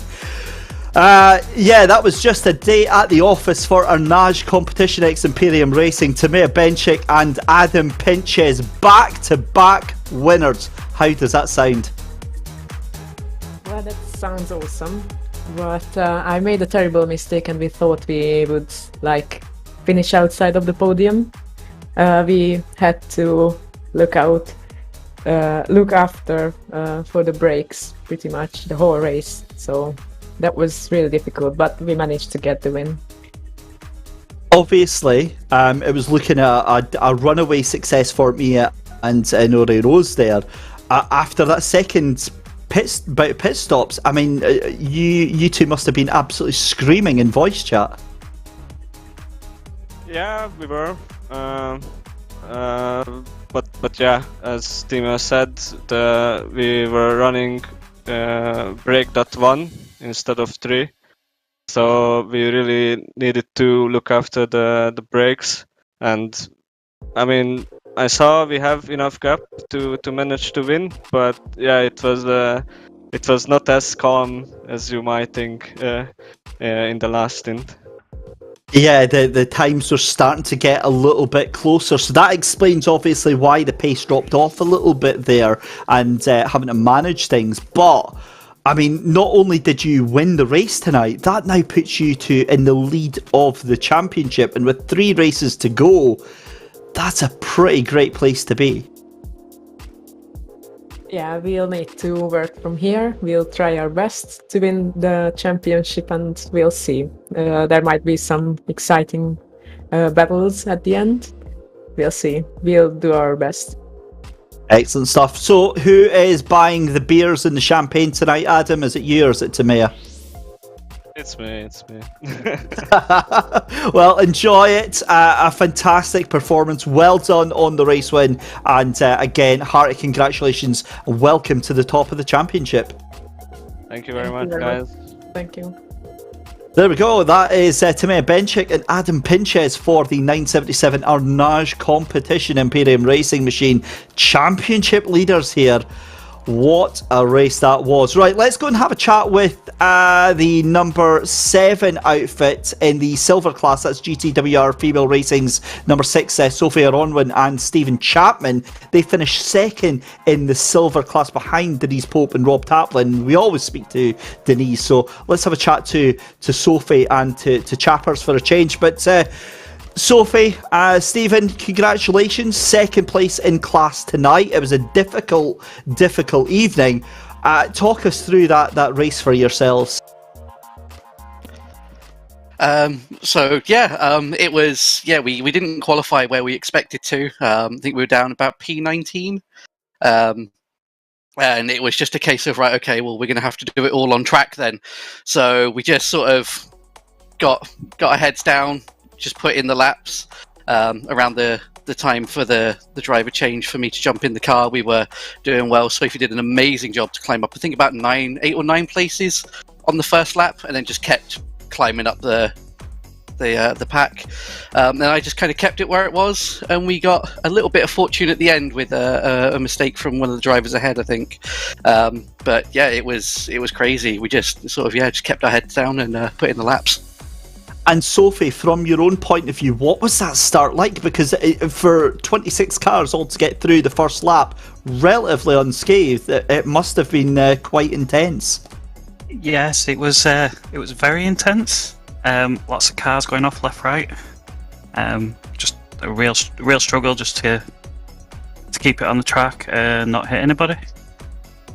Obviously, you then handed things over to Stephen. You got that car back for the final stint. What was the voice chat like? What were the instructions at the end? Just keep doing what we've been doing, and try and close the gap to the two in front. We got lucky on the last lap with a mistake from one of the drivers ahead. We ended up second, which makes up for my mistake in Monza, I guess. And obviously a great result, and that puts the number 7 car, I think, into contention, certainly for the top 3 in the championship. What's your thoughts, both for yourself, Stephen, and Sophie, going ahead towards Kyalami in a couple of weeks' time? Is that a track that you both like? For me, yeah, I think it's a good track. I like racing there. I'm going to be putting in the work. If we're in contention, then we need to make sure that we double down, I guess, and see what we can do. But for me, Kyalami is always something to look forward to. Yeah, I like Kyalami as well. Apart from the second to last corner, always causes issues for everybody. But if we're in contention for the championship, definitely putting a lot of effort into practice for the next round. Well, congratulations on the second place tonight. Best of luck going towards Kyalami, and enjoy your week off. Thank you. Thank you very much. Stephen Chapman then, and Sophie Ronwin for the number 7 outfit of GTWR Female Racing number 6 team. And let's have a chat to our final interviewee tonight. It is the AM pairing of Lyubov Ozretskov-Skaya. And I'm going to be honest, I'll try and Laura to hold this one back, because I'm big fanboy right now, right, of these two. Lyubov, welcome in to have a chat with us. Wow, that was a bit awesome tonight. Yeah, thank you so much. Talk us through your stints in particular, because obviously a husband and wife duo, we've mentioned it several times throughout the championship, and Vladimir had an excellent stint, but I mean, you weren't taking any prisoners tonight. You were just firing it in left, right and centre. Yeah, thank you so much. We did just a pretty good race finally, and I hope to get top 5 overall next stage, because we had such a good pace. So happy that this race were pretty clean and nice. So thank you so much for this race. On that note, obviously, that now puts you, I think, into the lead of the championship. We'll double check on that in just a second. In fact, it puts you a couple of points just behind Team Cake Angel Cake. But I mean, you two must be very, very happy with how things are looking to the final 3 races of the season. Yeah, I'm so happy that we joined this championship, and we're planning to win at least in our class. But next season, if we'll have more female racers championship once again, I hope we will be in a higher class than amateur. But I think we're definitely going to have to, because you're running riot just now, certainly here tonight. But congratulations to the pair of you, and we'll see you in 2 weeks' time at Kyalami. Yeah, thank you so much. I wish you good luck to everybody next stage. See you. Bye bye. Oh, I like that, Laura. That was the only team to wish everybody else good luck there, right? Yeah, Exactly. that was awesome. they were like, yeah, we have a good race, and they just could be pretty lucky that they pulled it together, and it is amazing that they are so cheering up for all the others. And they said it already, they just have to get another class because they were really fighting tonight, and this was pretty great to see. Yeah, fantastic stuff. It also shows how used to winning they are, because when I win a race, Laura, I'm going absolutely crazy for about a week afterwards, shouting about it to anyone that's not even interested, and they were just like, yeah, great result, really happy with it. It's fine. It's pretty good that we have seen this tonight, and I'm excited of what they can pull together in Kyalami, and they said they will prepare as well, and hopefully the next time we can also see what has happened to the third in the pro class, but yeah, we will get this sorted for the next one. I was pretty happy with the race today. I was super excited, as you probably can all hear, and it was fun as well, and we can say only thanks to the drivers who made it so interesting for us as well. Yeah, an awesome job. Just very quickly got to say a huge congratulations as well to Sarah and to Michael Hamlet, who ended up finishing 4th in their class after that very, very difficult start for them. That was a brilliant finish in that 26 machine in the silver class. So very, very well done to them. Ahead of, well, that was a 10-car class that they had tonight. So great stuff there. Huge thank you to our title sponsors, Thrustmaster, as always, here at the SimGrid. 10% off discount code as well. Remember, TM Rockets 10.